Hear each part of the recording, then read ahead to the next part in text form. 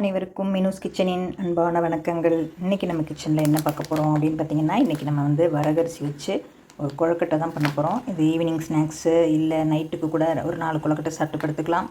அந்த இனிப்பு கொழுக்கட்டை தான் நம்ம செய்ய போகிறோம். இதுக்கு வந்து ஒரு 150 கிராம் வெல்லம் எடுத்திருக்கேன், ஒரு அரை முடி தேங்காய் இது மாதிரி கீறிட்டு எடுத்து வச்சுருக்கேன். இதை வந்து நம்ம கொஞ்சமாக மிக்சியில் போட்டு பூ மாதிரி பண்ணிக்கணும். இதுக்கு பார்த்திங்கன்னா இப்போ நம்ம விறகு வந்து வறுத்துக்கணும். வறுக்கிறதுக்கு நான் கடாய் வச்சுருக்கேன். கடாயில் நம்ம அளந்துக்குவோம். அதாவது வெள்ளையாக இருக்கும் இல்லையா, அந்த வரகு எடுத்திருக்கேன். பனி வரகுன்னு ஒன்று இருக்குது, இது வந்து சும்மா சாதா வரகு. வரகுல 2 வெரைட்டி இருக்குதுன்னு நினைக்கிறேன். பனி வரகுன்னு ஒன்று சொன்னாங்க, இது வந்து சும்மா சாதா வரகு, நம்ம அரிசி மாதிரியே இருக்கும் வெள்ளையாக. இப்போ வந்து நான் வந்து 100 கிராம் எடுத்திருக்கேன், அதாவது அரை அளக்கில் ஒன்று எடுத்திருக்கேன். 100 கிராம் வரகு, இதுக்கு வந்து 150 கிராம் வெல்லம், கொஞ்சம் தேங்காய், ஒரு 4 ஸ்பூன் பாசிப்பருப்பு, அரை அவியலாக எடுத்து வச்சுருக்கேன். அதையும் நம்ம இதை வறுத்துட்டு பார்க்கலாம். நான் அடுப்பத்தை வச்சுட்டு இதை வறுக்க ஆரம்பிச்சிருக்கேன். இது கொஞ்சம் நம்ம ரவையெல்லாம் எப்படி கேசரிக்கெல்லாம் வறுப்போமோ அந்த மாதிரி ஓரளவுக்கு லேஸாக சிவந்த நிறம் வந்தோன்னே எடுத்துக்கலாம்.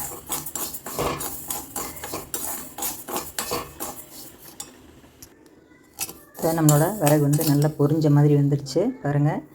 வந்து கொஞ்சம் வாசமும் வரும். வாசம் வந்தப்போ நம்ம அடுப்பு ஆஃப் பண்ணிடலாம். கொஞ்சம் பொரிஞ்ச மாதிரி தெரியுதுல.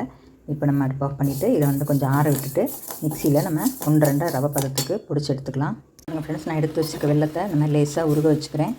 ரொம்ப வந்து பாகுப்பதம் தேவையில்லை, சும்மா வந்து நம்ம உருக வச்சா போதும். நம்ம கட்டி கரையணும். கரைஞ்சதுக்கப்புறம் நம்ம வடிகட்டி எடுத்துக்கலாம். அப்புறம் நம்மளை இந்த இது வந்து வரகு நல்லா ஆறிடுச்சு. இதை வந்து மிக்சியில் 1-2 பொடி பண்ணிக்கலாம். இந்தமாரி பாசிப்பருப்பு இந்தமாரி நெருக்கு பதமாக ஒரு 4 ஸ்பூன் எடுத்து சும்மா 4 கொதிக்கவும் எடுத்து வச்சுருக்கேன். இந்தமாரி இருக்கணும். லேசாக ஒரு கொதி போட்டு எடுத்து வச்சுருக்கேன். இப்போ நம்ம இதை பொடி பண்ணிவிட்டு தேங்காயும் நம்ம மிக்சியில் ஒரு திருப்பி எடுத்துகிட்டு வந்துடலாம். இப்போ பாருங்கள் ஃப்ரெண்ட்ஸ், நம்மளோட வரகு வந்து இந்த மாதிரி ரவை பதத்துக்கு பொடி பண்ணிக்கணும். இது வந்து ஜலிக்கெல்லாம் வேண்டியதில்லை, வறுத்த வரகு தான், அதனால் சீக்கிரமே பொடியாயிரும் உங்களுக்கு.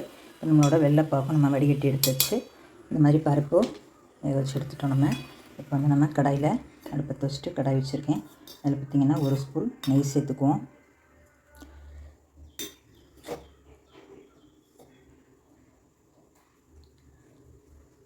இந்த நெய் சூடாகட்டி நம்ம வறுத்து வச்சுருக்க பொடி பண்ணி வச்சுருக்க வரகை சேர்த்துக்குவோம்.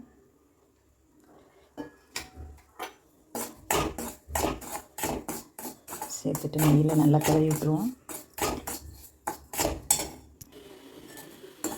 இப்போ நம்மளோட வரகு ரவையை நல்ல நெய்யில் கிளறி வச்சு இதில் வந்து நம்ம வடிகட்டி வச்சுருக்க வெள்ளைப்பாகை சேர்த்துக்கலாம்.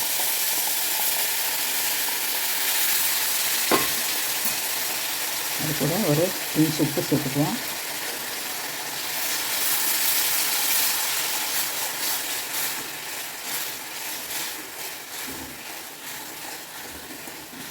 நமக்கு வரகு வந்து கொஞ்சம் வேகணும், அதனால் நம்ம ஒரு 1/2 டம்ளர் தண்ணி மட்டும் சேர்த்துக்குவோம்.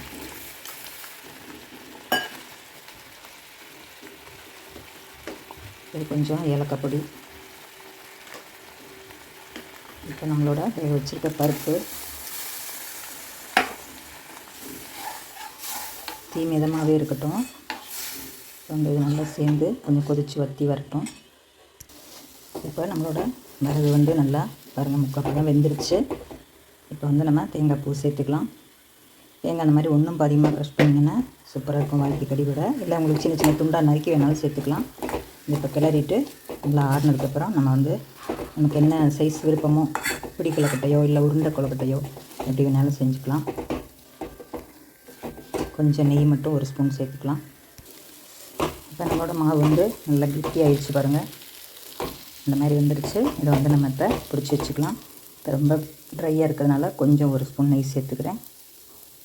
அவ்வளோதான். நம்ம இப்போ அடுப்பு ஆஃப் பண்ணிவிட்டு இறக்கி வச்சுக்கலாம். இப்போ நம்மளோட மாவு நல்லா ஆறிடுச்சு.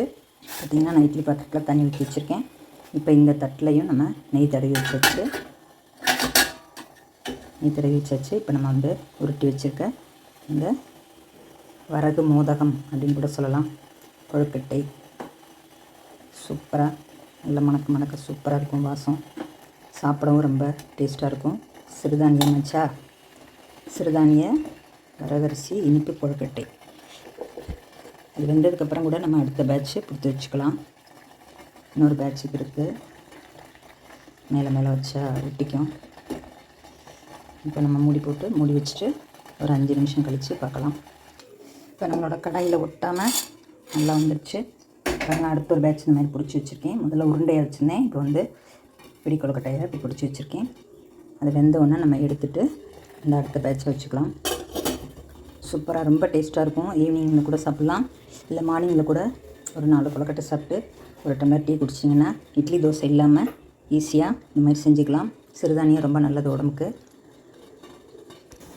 இப்போ நம்மளோட சூடான கொழுக்கட்டை அருமையாக ரெடி ஆகிடுச்சு. பாருங்கள், சூப்பராக சாஃப்டாக இப்படி பஞ்சு மாதிரி இருக்குது. பாருங்கள்,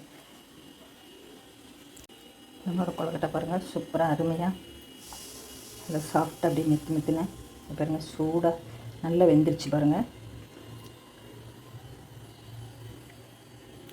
நம்மளோட சூப்பரான வரகரிசி கொழுக்கட்டை அருமையாக ரெடி ஆகிடுச்சு. இந்த மாதிரி நீங்களும் செஞ்சு பார்த்துட்டு உங்கள் கமெண்ட்ஸை சொல்லுங்கள்.